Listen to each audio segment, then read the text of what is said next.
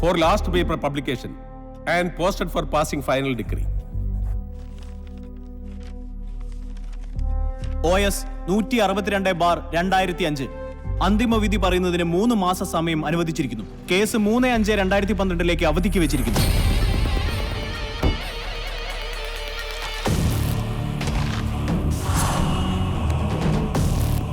അങ്ങനെ 7 വർഷത്തെ കാത്തിരിപ്പ് അവസാനിക്കുന്നു. 3 മാസം കഴിഞ്ഞാൽ കോടതിയും സമ്മതിക്കും ഹരിനാരായണൻ എന്നൊരാൾ ഈ ഭൂമുഖത്ത് ജീവിച്ചിരിപ്പില്ലെന്ന്. ഒരു തരത്തിൽ പറഞ്ഞാൽ സിവിൽ ഡെത്ത്. നിയമത്തിന്റെ നൂലാമാലകളൊന്നും ഇനി ബാക്കി ഉണ്ടാവില്ല, അല്ല വക്കീലേ? പിന്നെ ഞാൻ ഈ കൂട്ടം പിടിച്ച് വക്കീലാണെന്ന് പറഞ്ഞ് നടക്കുന്നത് എന്തിനാണെന്താ? ഇപ്പൊ തന്നെ എല്ലാം കഴിഞ്ഞതാ. പിന്നെ ഒരു ഫോർമാലിറ്റി, ഒരു പത്രപരസ്യം, അത്രേ ഉള്ളൂ. ഹരി ജീവിച്ചിരിപ്പില്ലെന്ന് കോടതി വക ഒരു ലാസ്റ്റ് കൺഫർമേഷൻ, തീർന്നു. അതിപ്പോ ഏതെങ്കിലും ഒരു അന്തിപത്രത്തില് ഒരു സ്റ്റാമ്പ് സൈസ്, അത്രയും മതി. പിന്നെ കോടതി എന്നെ പ്രഖ്യാപിക്കല്ലേ. അന്തിമ റിപ്പോർട്ട് കയ്യിൽ കിട്ടിയ പിന്നെ എല്ലാം നിങ്ങളുടെ അല്ലേ. ഹരിയുടെ പേർക്കുള്ള 127 ഏക്കർ നിലവും പുരയിടവും എല്ലാം പിന്നീട് അങ്ങോട്ട് തിന്ന് വീറ്റും മൂട്ടിക്കാം.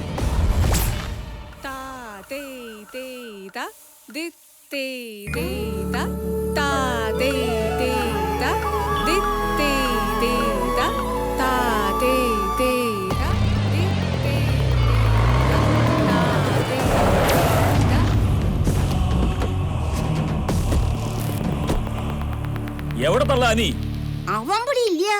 എന്തേ അവന് നാട് കിട്ടോ? ഹരിച്ചു കിടക്കാൻ ഒരു കട്ട്ലർ ഒഴിച്ചിട്ടില്ലേ? വെറുതെയാ, അവൻ ചത്തു.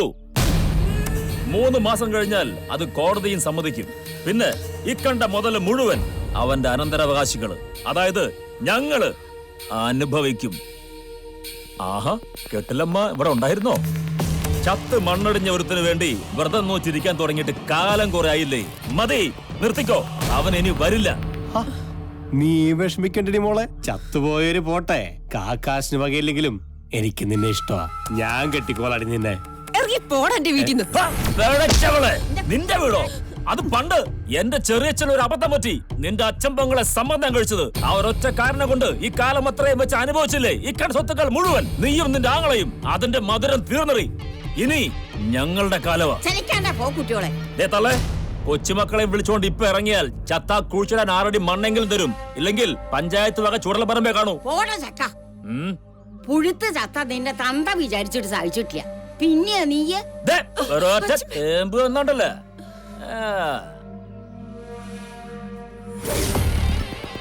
അവസാനായിട്ട് പറയ, നിന്റെ പുന്നാരാങ്ങളുണ്ടല്ലോ അനി, അവനോട് പറഞ്ഞേക്ക് ഈ കേസ് തോറ്റു കഴിയുമ്പോ പുതിയ അപ്പീലായിട്ട് എങ്ങാനും വന്നാൽ വെട്ടി അരിഞ്ഞ് ചെളി താഴ്ത്തുന്നു.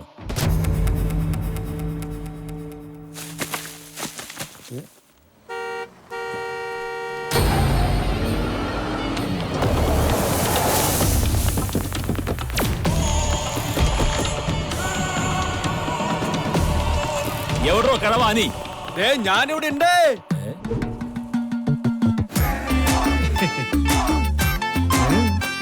നീ പേടിച്ച് കവുങ്ങിന്റെ മണ്ടേ കയറിക്കാണ്. പോടാ, എന്റെ പട്ടി പേടിക്കും. ഒന്ന് ആടാണ്ടിരിക്കുക കവുങ്ങ്. അവന്മാര് പേടിക്കും, ഞാൻ പേടിച്ച് പറിക്കുന്നു. എന്റെ തളപ്പ് താഴേക്ക് വീണുപോയി. ധൈര്യം ഉണ്ടെങ്കിൽ നീ അല്ലെങ്കിൽ മേലേക്ക് എറിഞ്ഞ് താടാ.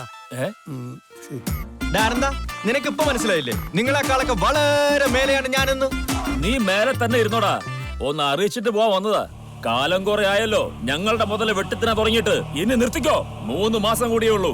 കോടതി ഉത്തരവ് കിട്ടിയാൽ ഞങ്ങൾക്ക് അവകാശപ്പെട്ടതാണ് ഇതെല്ലാം. പിന്നെ എങ്ങാനും ഇതേ തൊടാ വന്നാൽ വെട്ടി നുറുക്കും ഞങ്ങള്. നീ അങ്ങ് പുളുത്തും.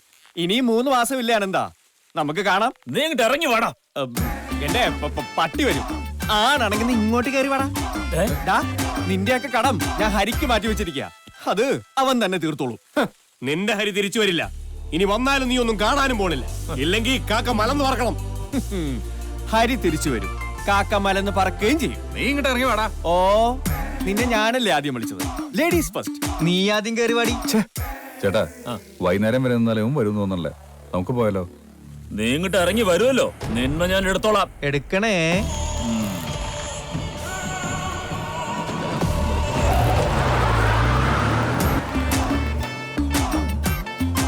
പതുക്കെ ഇറങ്ങാം. ഞാൻ അവന്റെ അമ്മൂമ്മയുടെ തിരുവാതിര കളിക്ക് പൂക്കുലവട്ടം കയറിയതാ. കിട്ടിയില്ല. അല്ല പിന്നെ. പക്ഷെ വന്നപ്പോഴേക്കും അവൻ രക്ഷപ്പെട്ടോളൂ. അല്ലല്ലോ അനിക്കൂട്ടനാണോ അമ്മമാരുടെ കളി? അയ്യോ ഇവര് പോയില്ലേ? പോയില്ലേ? വെറുതെ ഇരുന്നില്ലേ?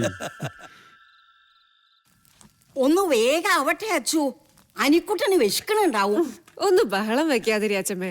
അനിയേട്ടൻ ടിവിയുടെ മുമ്പിൽ നിന്ന് എണീക്കണമെങ്കിൽ 10 മണിയെങ്കിലാവും. അച്ചു നീ ഇങ്ങോട്ട് വന്നേ. ദേ നമ്മുടെ ഹരി എവിടെ? ടിവിയില്. നിക്ക്, ഞാനൊന്ന് കൈ കഴുകിട്ട് വരാം. വരാൻ.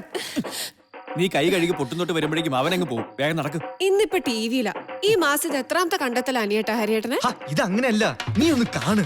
ഈ പഞ്ചാബിന്റെ ഉൾനാടൻ ഗ്രാമങ്ങളിലൊന്നിൽ ഒരു കൊച്ചു കേരളം തന്നെ ഉണ്ടെന്ന് പറഞ്ഞാൽ നിങ്ങൾക്ക് സങ്കല്പിക്കാൻ കഴിയോ? ഇത് നമ്മുടെ സുബേദയുടെ ലാത്തി ചാർജ് അല്ലേ? ഞാൻ കാണാറുള്ളതാ. അതല്ലടി, നീ നോക്ക്. മലയാളം സംസാരിക്കുന്ന, അതുപോലെ മലയാളികൾ ധാരാളമായി തിങ്ങിപ്പാർക്കുന്ന, ഈവൻ മലയാളം മാതൃഭാഷയായിട്ടുള്ള ഒരു സ്കൂൾ വരെയുള്ള ഈ ഗ്രാമത്തിന്റെ പേര് മല്ലു സ്ട്രീറ്റ് എന്നാണ്.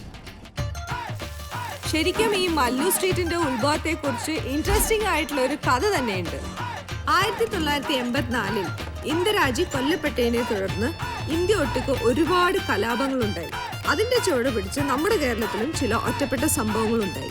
അന്ന് നമ്മുടെ നാട്ടിൽ നിന്ന് പലായനം ചെയ്ത കുറെ സിഖുകാരും അവരുടെ ആശ്രിതരും അതേപോലെ സഹായികളും ഇവരെല്ലാവരും കൂടെ കുടിയേറി പാർത്ത ഈ സ്ഥലമാണ് മല്ലു സ്ട്രീറ്റ്. കേരളം വിട്ടെങ്കിലും ഇവരാരും നമ്മുടെ മലയാളവും അതേപോലെ തന്നെ കേരളത്തിന്റെ സംസ്കാരവും ഒന്നും മറന്നില്ല. അവരനുഭവിച്ച കേരളം ഇവിടെ പറിച്ചു നടുകയായിരുന്നു. ഇതാണ് ഞാൻ നേരത്തെ സൂചിപ്പിച്ച മല്ലു സ്ട്രീറ്റിലെ മലയാളം മീഡിയം സ്കൂൾ. ഇവരാണ് നമ്മുടെ മലയാളി പഞ്ചാബി കുട്ടികൾ. നമസ്കാരം മക്കളെ. മല്ലു സ്ട്രീറ്റിലെ കൂടുതൽ വിശേഷങ്ങൾ നമുക്ക് ഇവരോട് തന്നെ ചോദിച്ചു മനസ്സിലാക്കാം. ഈ ചായക്കട നേരത്തെ കാണിച്ചപ്പോഴാണ് ഞാൻ ഹരിയെ കണ്ടത്. ചായക്കട അല്ല അനിയേട്ടാ, ദാബ. ഇതാണ് ദാബ. അത് തന്നെ, ഇവിടുത്തെ ചായക്കട, അവിടുത്തെ ദാബ. നീ ആദ്യം ഇത് നോക്ക്. ഇദ്ദേഹം മിസ്റ്റർ വീർ പ്രതാപ് സിംഗ്. ഇവിടെ മല്ലു സ്ട്രീറ്റിലെ പല പ്രധാനപ്പെട്ട ബിസിനസ്സുകൾ ഇദ്ദേഹത്തിൻ്റെതാണ്. നമുക്ക് പരിചയപ്പെടാം. സർ, നിങ്ങൾ കേരളത്തിൽ എവിടെയായിരുന്നു? ഇവിടെ എങ്ങനെ വന്നുപെട്ടു? ജന്മം കൊണ്ട് സിഖുകാരാണെങ്കിലും കർമ്മം കൊണ്ട് ഞങ്ങളെല്ലാം മലയാളികളാ. അവിടെ കൊച്ചിയില് സ്പെയർ പാർട്സ് ബിസിനസ് ആയിരുന്നു. ഇവിടെ എത്ര കുടുംബങ്ങളുണ്ട്? 30ഓളം കുടുംബങ്ങൾ. സാറിന്റെ കുടുംബോ? 5 മക്കൾ. ഭാര്യ മലയാളിയാ. ഇവിടെ ഇപ്പൊ മകനുണ്ട്. അവനാ എല്ലാ ബിസിനസ്സും നോക്കി നടത്തുന്നത്. മകന്റെ പേരെന്താ? ശരിയായ പേര് ഹരീന്ദർ സിംഗ്. പിന്നെ ഇവിടുത്തുകാർ അവനെ വിളിക്കുന്ന ഒരു പേരുണ്ട്, മല്ലു സിംഗ്. അതെന്താ അങ്ങനെ ഒരു പേര്?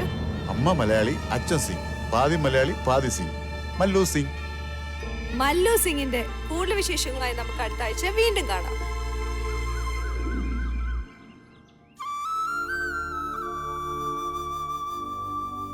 ഇനി ഇറങ്ങാറായില്ലേ? വണ്ടി പോകട്ടോ. അച്ചു ആ എവിടെ? ദാ വന്നു. എന്റെ അനിക്കുട്ടാ, ഒന്നുകൂടി ആലോചിച്ചിട്ട് പോയാ പോരെ? എന്ത്? നീ ആണെങ്കിൽ ജീവിതത്തിൽ ആദ്യമായിട്ടാ തീവണ്ടി കയറണത്. അച്ഛമ്മയൊന്നും പേടിപ്പിക്കാതിരിക്കണ്ടോ? ഇതിപ്പോ ഹരി അന്വേഷിച്ച് നമ്മൾ പൊള്ളാച്ചിക്ക് പോയ പോലെ ആകുമെന്ന് എന്റെ പേടി. അന്ന് ഹരിയാണെന്ന് പറഞ്ഞ് അനിക്കുട്ടൻ ഒരു കൗണ്ടർ കയറി കെട്ടിപ്പിടിച്ചു. പിന്നെ കൗണ്ടർ മുട്ടുകാല് മടക്കി കയറ്റുന്നതാണ് ഞാൻ കാണുന്നത്. എന്റെ അനിയേട്ടാ, ടിവി കണ്ടത് ഹരിയേട്ടനാണെന്ന് എന്താ ഇത്ര ഉറപ്പ്?